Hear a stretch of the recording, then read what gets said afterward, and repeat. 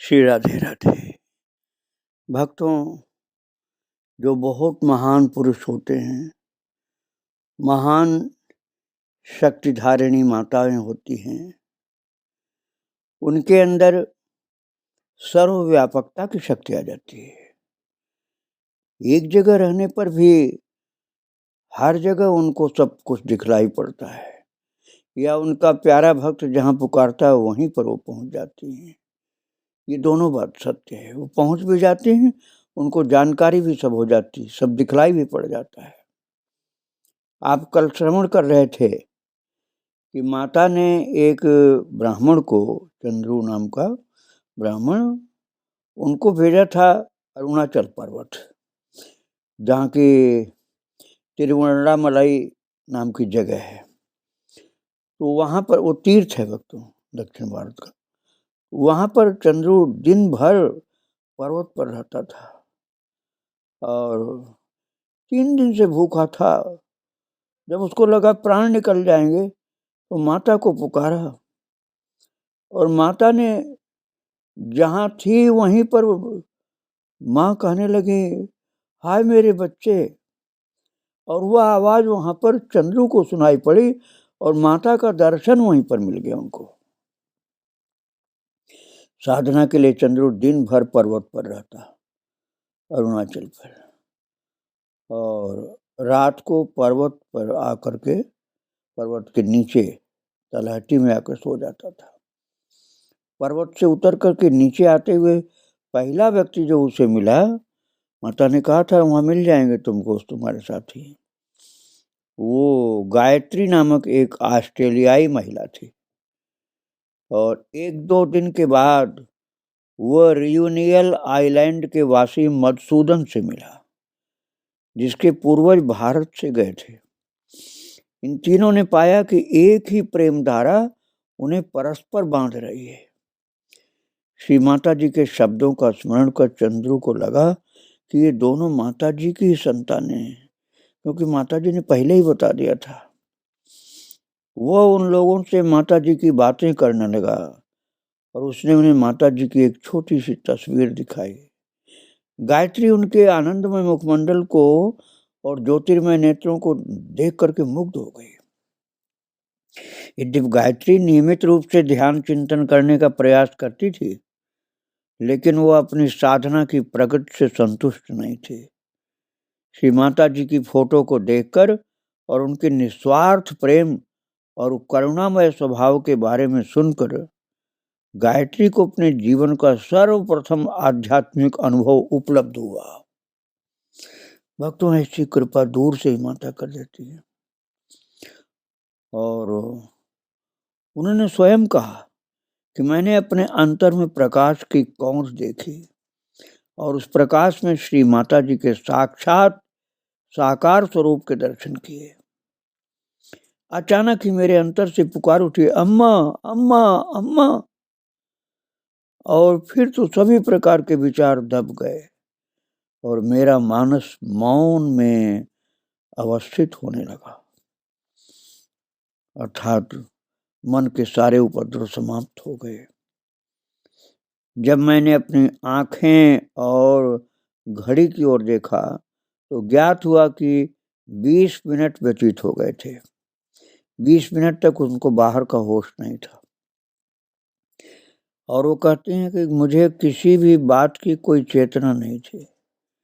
श्री माता जी के बारे में सुनते सुनते मधु को जो आनंदानुभूति हुई, उसे बांटने के लिए उत्सुक होकर उसने चंद्रू का परिचय नीलू नामक एक अमेरिकी साधक से करवाया, जो संभवतः ही गंभीर और स्वभाव से भी अत्यंत गंभीर चिंतन मनन करता था। उसके आध्यात्मिक गुरु ने साक्षात श्री रमण महर्षि से दीक्षा ली थी और अब उनकी मृत्यु हुए 5 वर्ष व्यतीत हो चुके थे। नीलू अपने गुरु की सेवा में पिछले 11 साल से तिरुवन्नामलाई में निवास कर रहा था। इस समय पेट और रीढ़ में तीव्र दर्द से पीड़ित होकर वह अधिकांश समय बिस्तर पर ही पड़ा रहता था। वो बड़ी कठिनाई से कुछ क्षणों तक चल फिर या घूम फिर पाता था। डॉक्टर लोग उसके रोग का कारण और निदान ढूंढने में असमर्थ साबित हो रहे थे। किसी डॉक्टर को नहीं पता चलता था क्या बीमारी उसको। और नीलू को जब पता चला कि चंद्रू को साधना करने के लिए जगह मिलने में तकलीफ हो रही है, तो उसने स्वर्गीय गुरु की कुटिया उसे सौंप दी। चंद्रू ने उसे श्री माता जी की अद्भुत भविष्यवाणी के बारे में बताया, लेकिन शुरू में नीलू ने कोई खास दिलचस्पी नहीं दिखाई। उसने अनेक संत महात्माओं के दर्शन किए थे और अब उसे केवल इस बात में दिलचस्पी थी कि कोई उसके शरीर की पीड़ा का इलाज कर दे, जिससे वह अपनी आध्यात्मिक साधना जारी रख सके। इसलिए उसने चंद्रू से कहा कि वह अपने मौन व्रत का संकल्प के बाद उसे माता जी से मिलवाने ले जाए। और फिर नीलू ने उसे कहा कि उस युवा साधक को एक घड़ी और एक रुद्राक्ष माला दी, क्योंकि उसने सोचा कि इससे उसे अपनी साधना में मदद मिलेगी। और चंद्रू तो श्री माता जी के शब्दों का स्मरण करके भाव विभोर हो उठा, क्योंकि माता जी से उसने घड़ी मांगा था। तो माता ने घड़ी नहीं दिया था और कहा घड़ी तुमको अपने आप अरुणाचल में मिल जाएगी। और वही हुआ। अब अरुणाचल में इस विदेशी ने घड़ी इनको दिया और उसने पूरी आस्था के साथ अपना व्रत पालन करना प्रारंभ कर दिया। और भक्तों, एक दिन अरुणाचल पर्वत की परिक्रमा करते करते चंद्रू ने एक ऊंचे गोरे व्यक्ति को देखा, जो भक्तों की एक टोली के साथ साथ पर्वत की प्रदक्षिणा कर रहा था और तमिल भाषा में स्तोत्र गुनगुना रहा था। भक्तों, अरुणाचल की ऐसे परिक्रमा करते हैं ना दक्षिण भारत में, जैसे उत्तर भारत में गिरिराज गोवर्धन की, कामदगिरि पर्वत की परिक्रमा की जाती है। तो महाराज जो तमिल भाषा में स्तोत्र गुनगुना रहा था, ये मैं आपको बता रहा था, उस दिन की बात है। श्री रमण महर्षि की जन्म जयंती थी। चंद्रू ने उस व्यक्ति को देखा, लेकिन उसके भाव भाव में किंचित सा अहंकार था।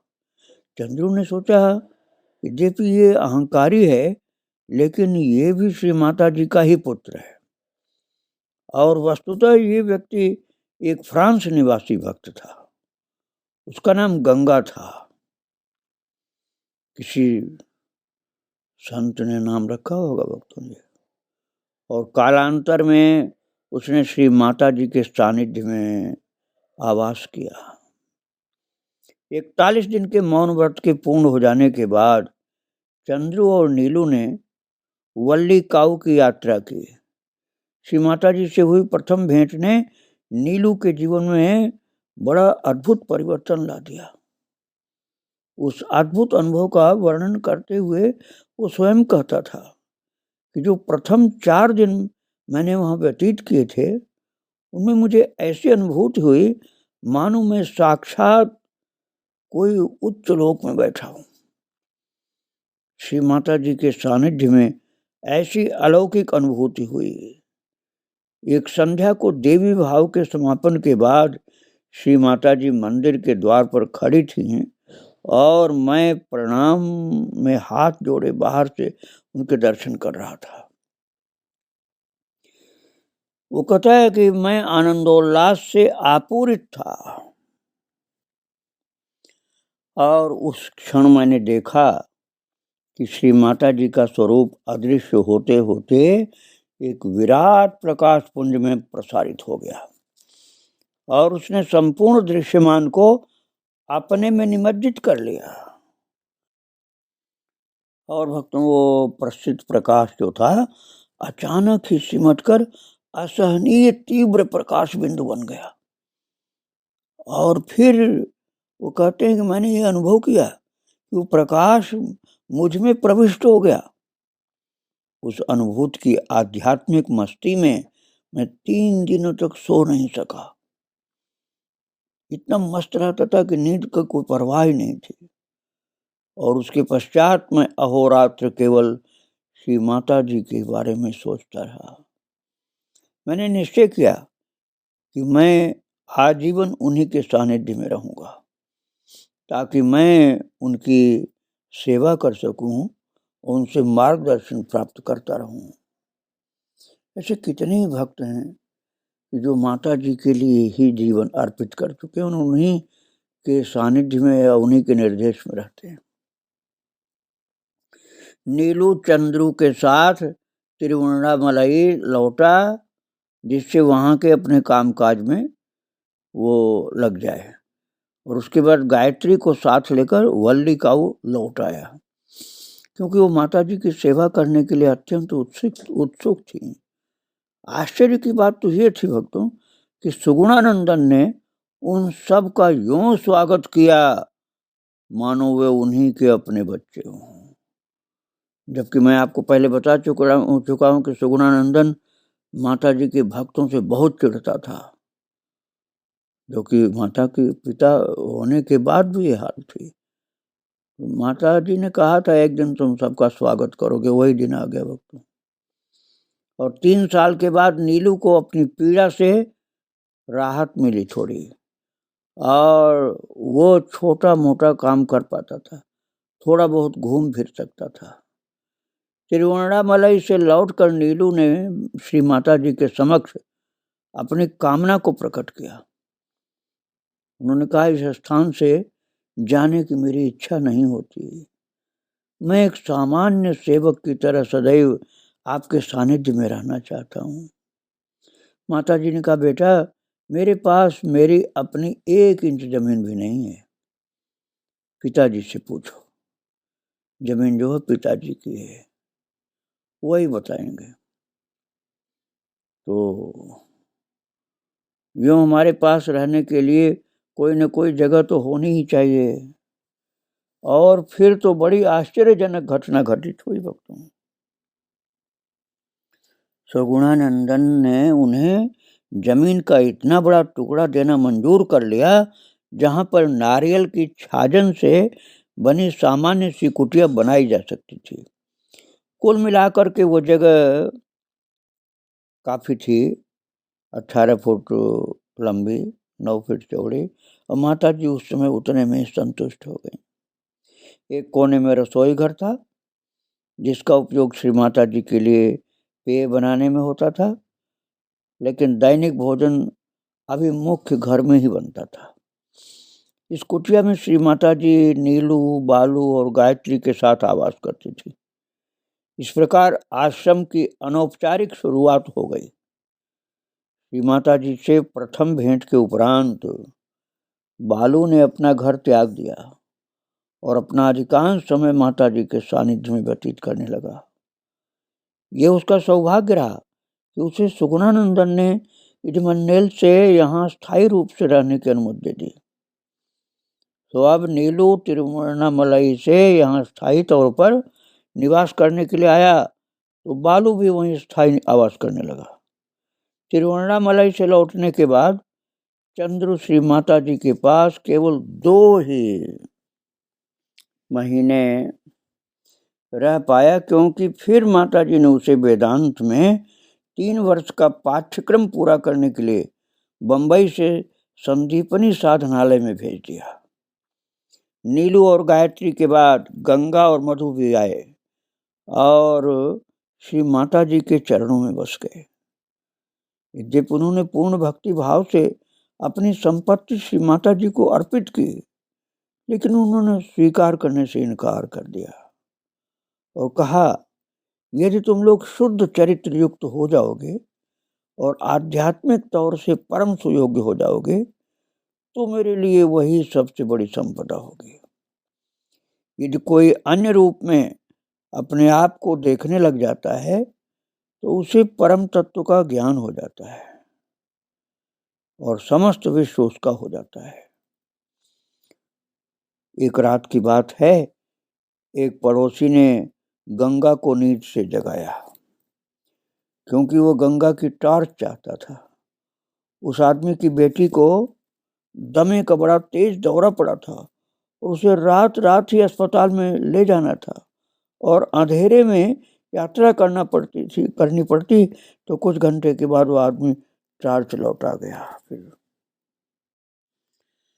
तो भक्तों, वो आदमी रात में जो टार्च हमने आया था, वो अपना काम करके टार्च तो दे गया, लेकिन अगले दिन सवेरे गंगा ने माता जी से पूरी घटना सुनाते हुए कहा कि उसने मुझे भरी नींद से उठाया तो मेरे जी में आया कि मैं उसका सिर फोड़ दूं। माता जी उसको डांटी, डांट के बोली कि तुम भला कैसे साधक हो? यहाँ आने से पूर्व इतने वर्षों तक तुमने जो आध्यात्मिक जीवन बिताया था, उससे तुमने क्या पाया? माता जी ने कहा कि क्या यही उसका सुफल है? और तुम मानते हो कि तुम ज्ञान मार्ग के पथिक हो, तब तो तुम्हें हर वस्तु को, हर व्यक्ति को आत्मस्वरूप मानना चाहिए। और ऐसा है तो तुम उस व्यक्ति से क्रुद्ध कैसे हो सकते हो? यदि तुम्हारे पैरों में एक कांटा चुभ जाए तो क्या तुम उसकी पीड़ा को अनुभव नहीं करोगे और उसे दूर करने की अब कोशिश नहीं करोगे? उस आदमी की परेशानी को भी तो सोचो, जो अपनी बेटी को पीड़ा से छुटकारा दिलाना चाहता था, इसलिए थोड़ी देर के लिए टॉर्च लेने आया था। तो सभी प्राणियों के दुख दर्द में तुम्हें अपनापन लगना चाहिए।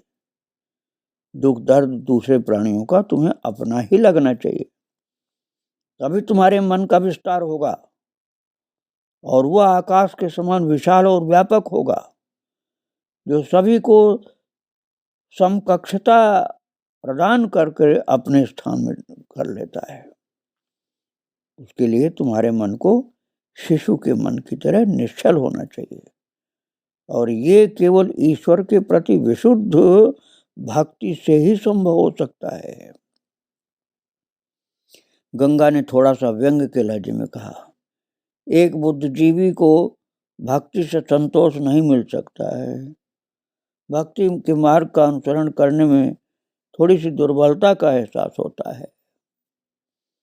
अश्रु बहाना और भजन गाना, ये भावुक अभिव्यक्तियों की क्या बहुत जरूरत है माता? श्री रमण महर्षि ने कभी भक्ति मार्ग के अनुकरण पर जोर नहीं डाला।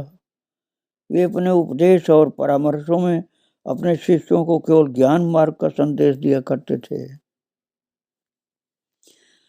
उसने कहा कि मैं ज्ञान मार्ग को ज्यादा पसंद करता हूँ, क्योंकि वो बुद्धि को संतुष्ट करता है और विश्वसनीय भी है। तो जब गंगा माता जी के सानिध्य में आए थे, तब उनके मन में भक्ति के बारे में ऐसी अवधारणाएं भरी हुई थी, और ये जो उसका परिणाम है यही, तो तुम त्याग और वैराग्य का जीवन व्यतीत करने की परवाह ही मत करो। तब तो अच्छा होगा कि तुम इंद्रियों के सभी सुखों को भोग लो।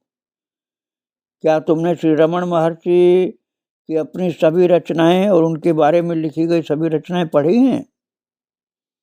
और नहीं पढ़ी हैं तो पहले उनको पढ़ो, क्योंकि उनकी अनेक रचनाएं ऐसी हैं जिनमें भक्ति की महिमा का वर्णन है। तुमने उनको पढ़ा ही नहीं है। वास्तव में रमण महर्षि स्वयं अरुणाचल के प्रति भक्ति भाव से विभोर थे और उस नाम का उच्चारण करने से भी उनकी आंखों में दिव्य प्रेम के आंसू छलकने लगते थे। तुम्हारा ये सोचना कि भक्ति मानसिक दुर्बलता का चिन्ह है, गलत है। अरे जिनकी बात तुम कर रहे हो, रमण महर्षि स्वयं बहुत महान भक्त थे, ज्ञानी भी थे। ये मानव की शक्ति की सीमा की सर्वोच्च उपलब्धि है। ये सभी प्राणियों में समभाव से परमात्मा के दर्शन करना है। ये निस्वार्थ जीवन का विशुद्ध प्रेम है। माता जी ने बड़े प्यार से कहा, बेटा तुम्हारे अपने भीतर प्रेम का प्रादुर्भाव होना चाहिए, तभी तुम्हारा जीवन सफल होगा। ऐसे रूखेपन से भक्ति का तिरस्कार कभी नहीं करना। ज्ञान से भी महान है भक्ति। दोनों में से किसी को मैं कम नहीं समझती हूँ। श्री माता जी के शब्दों में गंगा का समाधान नहीं हुआ और वो तिरुवण्णामलई चले गए, और वहां जब महर्षि रमण की भक्ति रचना उन्हें प्राप्त हुई तब तो वे स्तंभित रह गए। माता जी के शब्दों को स्मरण करके स्नेह से विवल हो उठे और रोने लगे। उन्होंने मां से प्रार्थना की कि वे उन्हें अपने दिव्य सानिध्य में वापस बुला लें। उसी समय वहां माता जी ने गंगा की मानसिक स्थिति को जानकर उन्हें वापस लौट आने के लिए पत्र लिख दिया, और माता जी की दिव्यता का स्पष्ट अनुभव पा करके गंगा ने संपूर्ण विनम्रता के साथ अपने को श्री माता जी के चरणों में समर्पित कर दिया, और इस बात को माना कि मैंने रमण महर्षि को पहले समझा नहीं था, आपके बताने पर समझ पाया। और रमण महर्षि का चरित्र भक्तों में सुना चुका हूँ आपको 6 साल पहले। आप पुराना निकालेंगे तो मिल जाएगा आपको। संत रमण महर्षि की चरितावली भक्ति आश्रम, ये डालने से मिल जाएगा। तो माता जी के सानिध्य में आने से पहले मधु ने अनेक संतों से भेंट की थी, लेकिन जब उसने प्रथम बार माता जी के दर्शन किए तो ऐसा प्रतीत हुआ मानो अपनी यात्रा की अंतिम मंजिल पर आ पहुंचा। वो मधु ने अपना हृदय और आत्मा श्री माता जी को समर्पित कर दिया, और फिर उसने श्रीमद् भगवत गीता की सभी उपलब्ध टीकाओं को एकत्रित करके भक्तों के आध्यात्मिक कल्याण के लिए गीता का फ्रांसीसी भाषा में अनुवाद करना प्रारंभ किया। श्री माता जी की प्रेरणा से उसने अपने रियूनियन देश में जहाँ सिखाया था वो माता जी के आध्यात्मिक मिशन का प्रचार करना प्रारंभ कर दिया। श्री माता जी के आशीर्वाद से वे अनेक व्यक्तियों को आध्यात्म मार्ग में लाने के लिए माध्यम स्वरूप बने। और आपको याद रखना चाहिए कि माता जी ने स्कूली शिक्षा केवल कक्षा 4 तक पढ़ी थी, किंतु उनका आध्यात्मिक ज्ञान भक्ति इतनी ऊंची है कि पढ़ाई की सीमा से बहुत आगे हैं वो। उन दिनों जबकि बात में सुना रहा था आपको, माता जी अपने अधिकांश रातें घर के बाहर ही बिताती थी, इसलिए सभी भक्तगण बाहर रेत में नारियल के पेड़ों के तले ही सोना पसंद करते थे, क्योंकि सभी को लगता था माता जी बाहर हैं तो हम लोग छाया क्यों ढूंढें। और माता जी झोपड़ी में विश्राम कर रही होती है तो आधी रात को उठ जाया करती और बाहर निकल आती और खुली जगह पर आकर लेट जाती। ये सर्वविदित तथ्य था कि माता जी अल्प मात्रा में शयन और भोजन करती थी। शयन भी बहुत थोड़ा और भोजन भी बहुत थोड़ा, किंतु दूसरों के कार्य उदारता से करती। दूसरे लोगों को ऐसा नहीं करती कि तुम सो नहीं, तुम भोजन नहीं करो, केवल अपने लिए था उनका ऐसा। मंदिर में बैठकर सप्ताह में 3 बार संपूर्ण रात्रि को भक्तों का स्वागत करने के बाद भी वे सवेरे इतना समय निकाल देती थी कि फिर से सवेरे के भक्तों का स्वागत कर सकें और उन आध्यात्मिक साधकों को उपदेश व परामर्श दे सकें जो उनका मार्गदर्शन चाहते थे। भक्तों, मुझे दिल्ली के एक व्यक्ति ने बताया था कि माता जी दिल्ली में आती हैं कभी तो आज भी वो सोती नहीं, बैठी रहती हैं, रात दिन बैठी रहती हैं और भक्तों का स्वागत करती हैं, उनकी समस्याएं सुनती हैं, उनको भक्ति प्रदान करती हैं, शांति प्रदान करती हैं। और मैं जबकि बात सुना रहा हूँ उस समय इतनी प्रसिद्ध नहीं थी, लेकिन उस समय भी उनका जीवन अद्भुत था। शुरू में नीलू और गायत्री की भाषा समझने में अनेक कठिनाइयों का सामना करना पड़ा था, क्योंकि विदेशी लोग थे वो। श्री माता जी से वार्तालाप करने के लिए वे लोग बालू की मदद लिया करते थे। लेकिन फिर धीरे धीरे उन्हें श्री माता जी की मातृभाषा मलयालम के शब्द समझ में आने लगे। इस कालावधि में बालू बड़ा भाग्यवान रहा, क्योंकि उसे माता जी की सेवा टहल करने का सुअवसर मिला। और भक्तों, एक दिन सुगुणानंदन ने बड़ी रुखाई से कह दिया कि वो अपने घर में गोरे साहबों अर्थात विदेशियों को खाना नहीं खिलाएगा। और उसके बाद से गायत्री ने झोपड़ी में श्री माता जी, नीलू, बालू और अपने लिए खाना पकाना शुरू कर दिया। श्री माता जी नहीं के बराबर खाना खाती थी, बिल्कुल नाम मात्र का। और कभी कभी नीलू या बालू के आग्रह पर सिर्फ नाम मात्र के लिए बहुत थोड़ा सा ले लेती, नहीं तो कुछ भी नहीं खाती थी। एक दिन नीलू आग्रह करता रहा कि माता जी को कुछ खा लेना चाहिए, कई दिन से खाई नहीं है। तो आखिरकार माता जी ने कहा, ठीक है, लाओ मैं थोड़ा सा खा लूंगी, कुछ ले आओ। तुरंत नीलू माता जी के लिए थाली भर कर खाना भोजन ले आया। विस्मय की बात है कि पलक झपकते माता जी ने सब कुछ खत्म कर दिया, वैसे खाती ही नहीं थी। और जब भक्त की भावना देखा है ना, कि बहुत प्रेम से वो रोते हुए भोजन कराना चाहता है, तो जितना भोजन लाया था सब समाप्त कर दिया, जबकि थाली भर के भोजन था वो।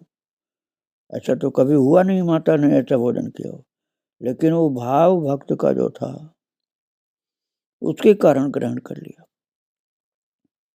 विस्मय की बात है, चकित होकर देखता रहा कि माता ने भोजन कर लिया। नीलू ने फिर माता जी को भोजन परोसा दूसरी थाली भर के, और वो भी एक क्षण में पूरा का पूरा खा गई। अपने आसन से जरा भी हिले डुले बिना माता जी ने फिर अपेक्षा की नीलू की ओर देखा। 2 थाली भर के भोजन खा चुकी थी माता, और फिर खाना परोसा गया उनके लिए, वो भी खा लिया 3 थाली भर के भोजन, जबकि 5 ग्राम भी नहीं भोजन करती थी रोजाना।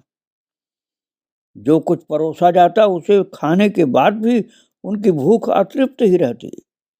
नीलू और अन्य लोगों ने चकित होकर एक दूसरे की ओर देखा। पड़ोस की चाय की दुकान से खाने के लिए कुछ और चीजें मंगाई गईं। माता जी ने उसे भी क्षण भर में समाप्त कर दिया। नीलू बेचारा थक गया भोजन लाते लाते, उसके चेहरे का रंग उड़ गया।